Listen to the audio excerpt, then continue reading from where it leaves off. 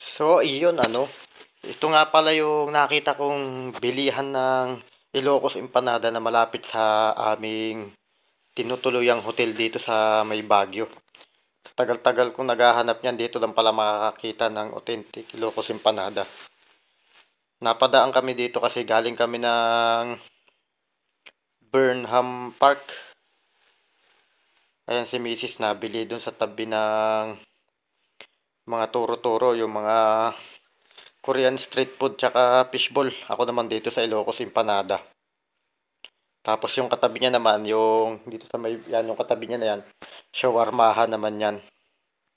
Buy one take one din. Akin itong empanada kasi ito yung matagal ko nang kine-crave.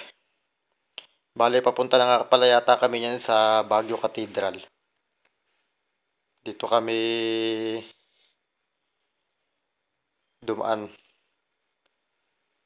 Kagagaling lang namin sa Burnham Park at namasyal.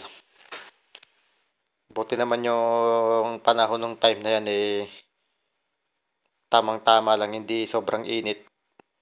Kasi mga bandang hapon kalimitan umuulan dyan. Kaya maganda umaga pa lang. Makagala na kayo para hindi rin ganun karaming tao tsaka hindi ganun katindi yung init niya.